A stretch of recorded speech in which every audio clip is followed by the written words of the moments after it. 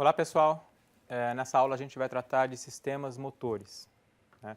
Relembrando um esquema que eu tenho mostrado aqui em outras aulas, né? Pensando no sistema nervoso central como um grande sistema de controle, né? Que processa estímulos do ambiente e integra e executa respostas a partir desses estímulos. A gente vai olhar nessa aula e na seguinte agora essas respostas. Lembrando, na aula passada a gente falou das entradas, a gente vai começar a falar agora das saídas, das referências, né, das respostas organizadas pelo sistema nervoso central. Tudo bem? Tenho mostrado bastante essa figura aqui, né, para lembrar que na aula passada a gente olhou para as entradas que estão em azul e agora a gente vai olhar nessa aula e nas demais, né, para as saídas. Hoje a gente vai falar dessa setinha vermelha aqui, né, o que a gente chama de sistema motor, ou sistema motor somático, né? O que é o sistema motor somático?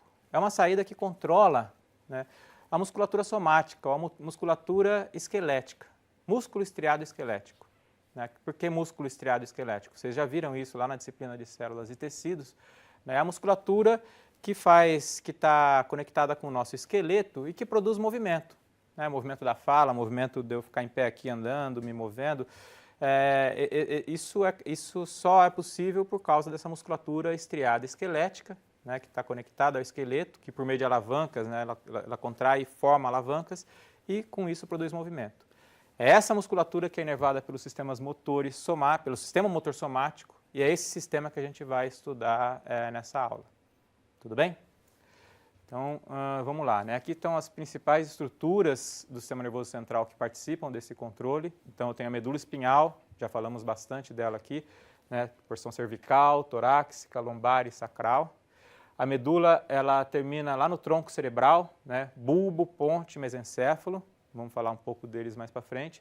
E, finalmente, o córtex cerebral, né? Que é onde está o controle fino, o controle mais elaborado do movimento humano. Lembrando, e a gente vai falar disso no final, que o córtex cerebral ele é auxiliado por duas estruturas subcorticais, né, no controle motor, que é o cerebelo, está em azul aqui, e os núcleos da base. Vamos falar dessas duas estruturas mais ao final da aula. Tudo bem?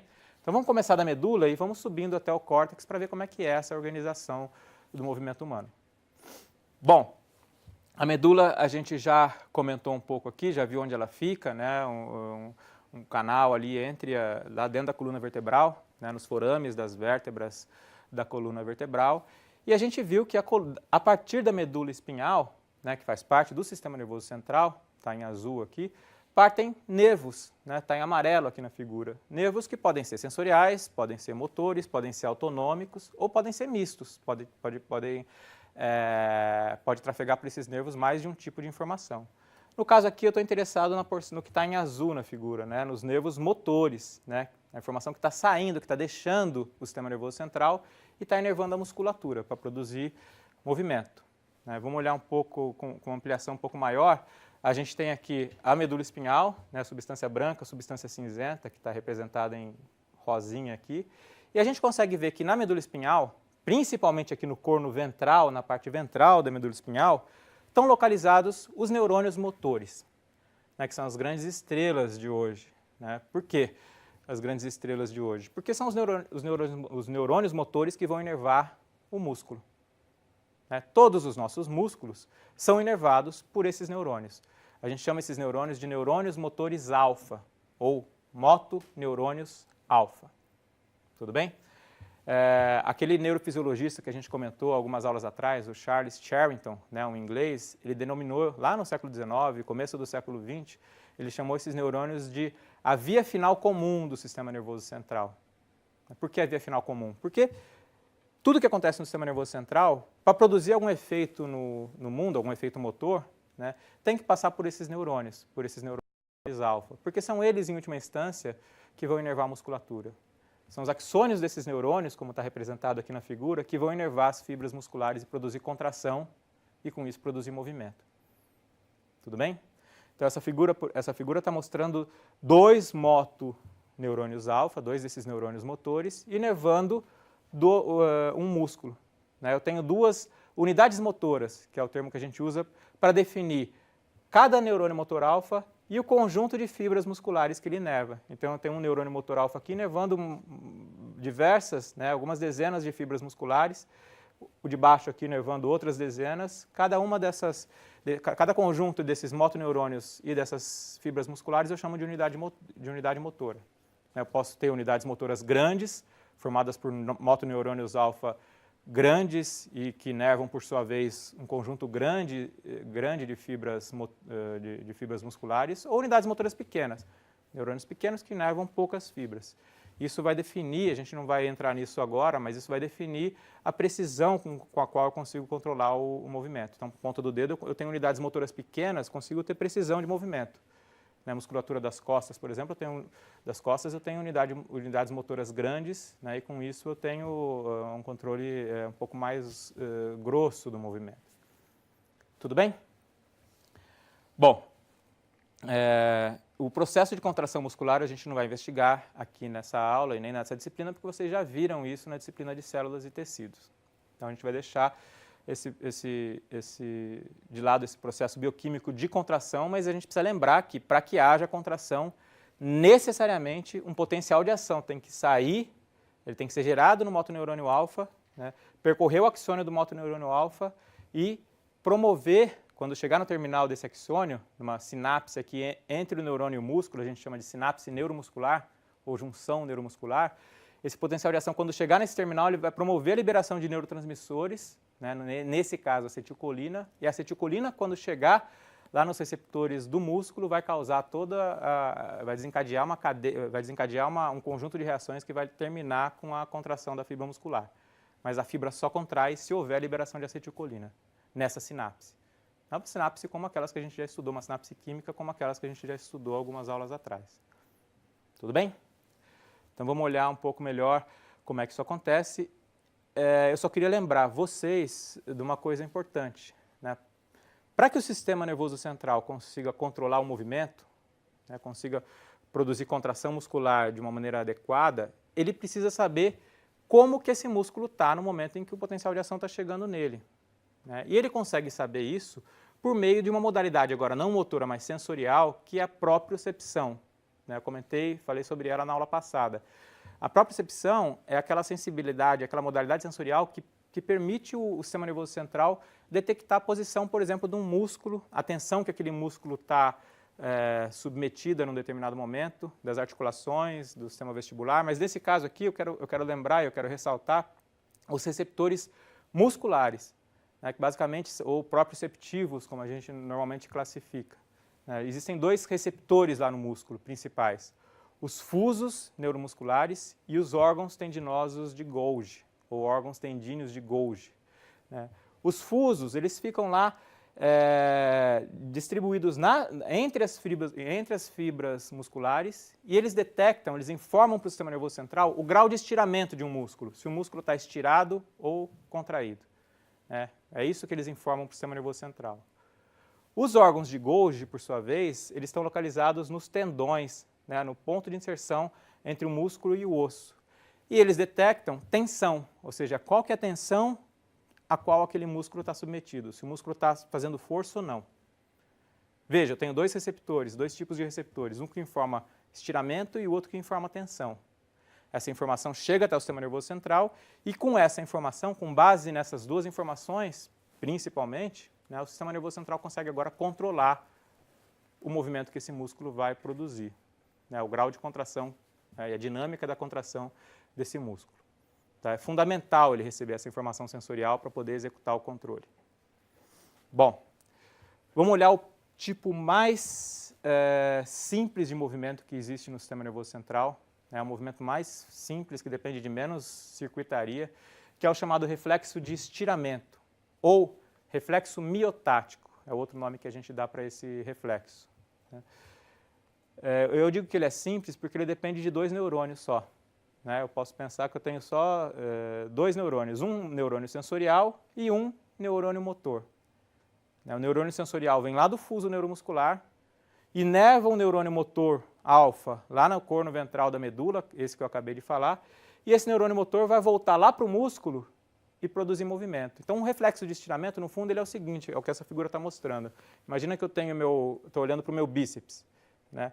Eu começo a estirar o bíceps, os fusos detectam isso, né, geram um potencial de ação que vai lá para a medula, né, por meio de um neurônio sensorial. Esse neurônio sensorial faz sinapse com um neurônio motor, e esse neurônio motor agora volta lá para o bíceps e produz contração. Então o músculo estira e em resposta ele contrai. Vejam, um reflexo muito simples, que não depende do encéfalo, não depende do tronco cerebral, é organizado lá na medula mesmo. Ele acontece o tempo inteiro em todos os músculos do nosso corpo.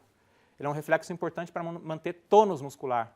Né? O músculo, a gente sabe que o nosso músculo ele tem um tônus basal que depende de vários fatores, entre eles desse reflexo miotático, desse reflexo de estiramento que está acontecendo o tempo inteiro. Ele está acontecendo em todos os músculos do meu corpo e do corpo de vocês exatamente agora. É por isso que eu estou de pé, por isso que eu consigo manter postura, enfim, é um reflexo fundamental, um reflexo de base que acontece o tempo inteiro. Tudo bem? É um reflexo que a gente chama de monossináptico, porque ele depende de uma sinapse só. Vejam, ele é muito simples. Não é o único reflexo medular. Existem vários outros reflexos que são mediados pela medula. Por exemplo, o último que eu vou mostrar aqui é o reflexo de retirada. É um outro reflexo que não depende do encéfalo, ele acontece no nível medular, né? Só que agora não é um reflexo monossináptico, é um reflexo polissináptico, depende de mais de uma sinapse. Né? O raciocínio é parecido com o miotático, embora a função seja bastante diferente. Esse reflexo aqui é um reflexo de proteção. É um reflexo que afasta um membro do nosso corpo, uma parte do nosso corpo, de um estímulo doloroso, de um estímulo lesivo. Então, o que a figura mostra aqui? O indivíduo está andando na calçada, de repente ele pisa num prego, numa taxinha. Essa informação é detectada por receptores da pele, receptores de dor. Né? Isso vai gerar impulsos nervosos, potenciais de ação que vão até a medula, né? vão ativar uma circuitaria medular, que vai mediar uma série de reflexos, entre eles o reflexo de retirada, que simplesmente é um reflexo em que um neurônio motor alfa vai inervar a musculatura daquele membro e vai produzir contração e vai produzir a retirada. Ou seja, o membro se afasta do estímulo lesivo. Tudo bem? É um reflexo também importante, né, para a proteção do nosso corpo. Ok? Então, com esses dois exemplos, a gente consegue ver que a medula espinhal, né, muito mais do que um conduíte ali, um lugar por onde trafega a informação da periferia para o encéfalo, do encéfalo para a periferia, ela é importante para organizar movimentos. Ela organiza um monte de reflexos, né, o miotático, né, o de estiramento e o de retirada são só dois exemplos de vários reflexos que a medula organiza, reflexos fundamentais para o controle motor. Bom, falamos da medula, eu quero agora subir um nível aqui e chegar no tronco encefálico, né, bulbo, ponte e mesencéfalo. O tronco organiza uma série de movimentos. Por exemplo, lá no tronco existem centros geradores de padrão motor, né, ou de padrões motores, que são responsáveis por uma série de movimentos rítmicos no nosso corpo. Por exemplo, o movimento de caminhada, né, de caminhar, a marcha, ela é organizada por esses centros geradores de padrão. A gente tem mastigação, por exemplo, né, um movimento rítmico que é organizado por esses centros lá no tronco. Além disso, o tronco cerebral ele é importante porque dele partem tratos, partem vias motoras descendentes lá para a medula central, para a medula espinhal, responsáveis por manutenção de postura e de equilíbrio.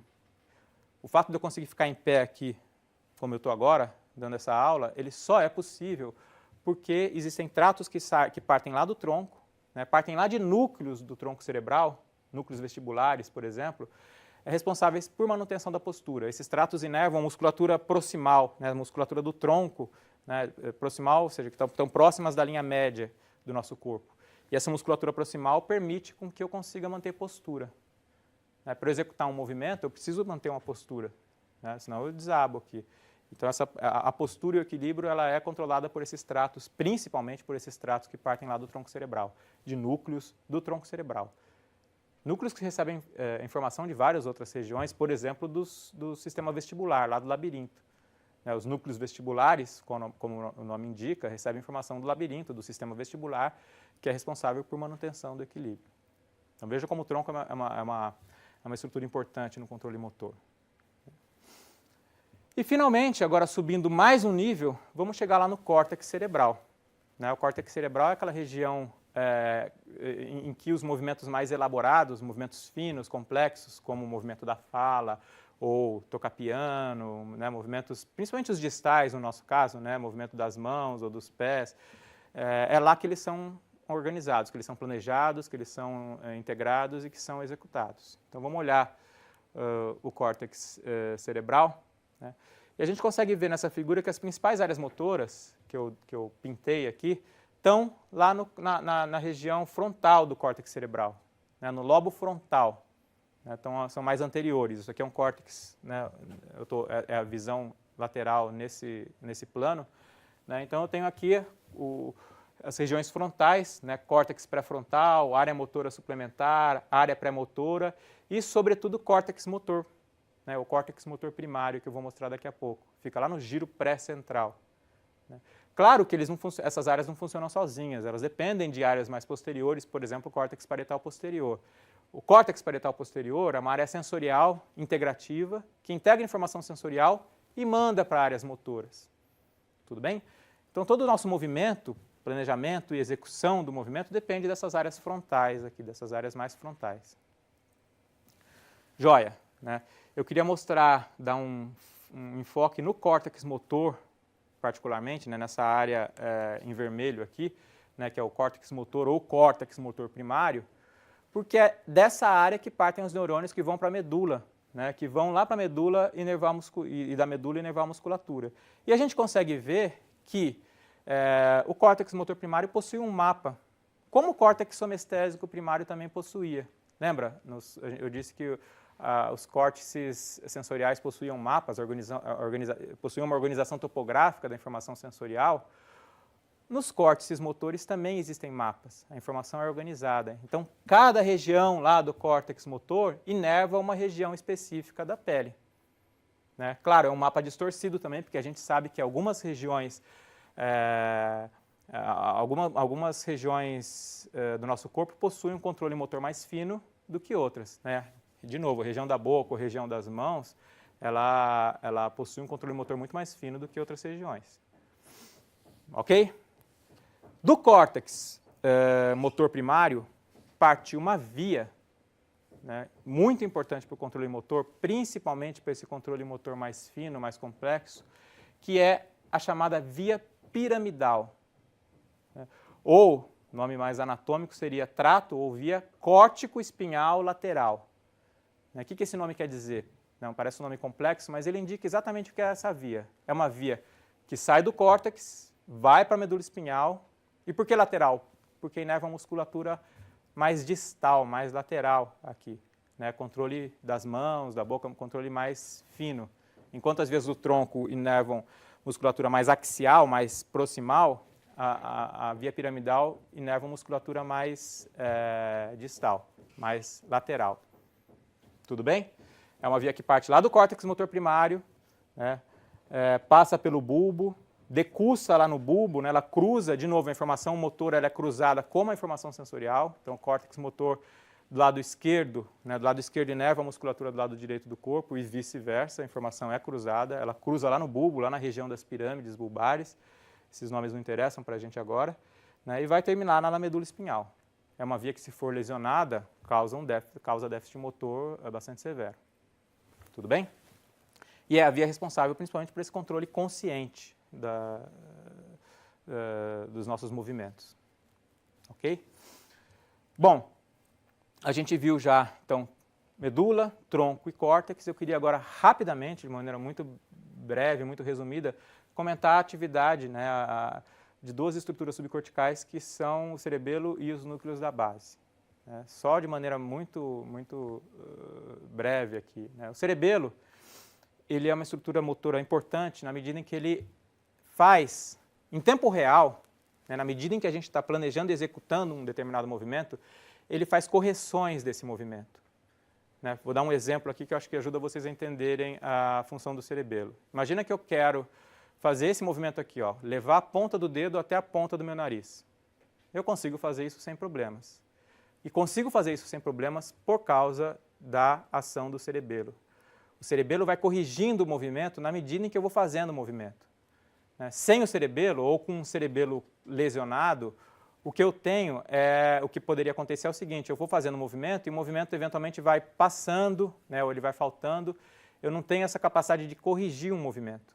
Né? Então, o que acontece é que o movimento fica quebrado e eu fico com uma coisa que a gente pode chamar de dismetria. Né? O movimento fica... eu não consigo corrigir o movimento enquanto ele vai sendo executado. Né? Então, lesões cerebelares fazem isso, né? Causam esse tipo de dismetria pelo fato do cerebelo não conseguir executar esses movimentos de correção que ele executa normalmente. Então, essa é uma das funções importantes do cerebelo quando ele auxilia o córtex na execução de movimentos. Os núcleos da base, por sua vez, né, eles não fazem essa correção em tempo real do movimento, essa correção online do movimento, mas eles participam da seleção do movimento que vai ser executado.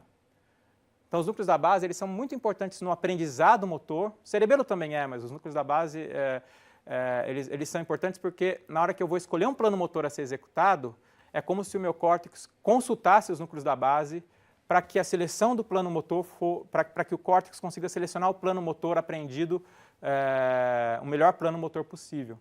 Então, ao longo da nossa interação com o mundo, a gente vai aprendendo movimentos que funcionam e outros que não funcionam. Né? Pensa num jogador de basquete, pensa na Hortência. Né? Ela teve que aprender, com muito treino, qual que é o melhor movimento que ela faz para conseguir fazer com que a bola caia na cesta ali. Né? Toda vez que ela vai jogar uma bola na cesta, o córtex dela consulta os núcleos da base sobre qual que é o melhor plano motor que ela pode executar para que a bola caia na cesta. Então, essa seleção de planos motores é um papel importante, entre outros, né, dos núcleos da base. Tudo bem? Acho que com isso a gente consegue passear um pouco, ou apresentar para vocês, pelo menos de maneira muito introdutória, quais são as principais regiões do sistema nervoso central envolvidas no controle motor, né? E com isso a gente consegue ir fechando esse quadro que eu tenho apresentado para vocês ao longo das aulas. Né? A gente olhou as entradas e começamos a olhar as saídas agora. A gente olhou hoje o sistema motor somático. Né? Espero que vocês tenham entendido e nos vemos na próxima aula. Até lá, pessoal!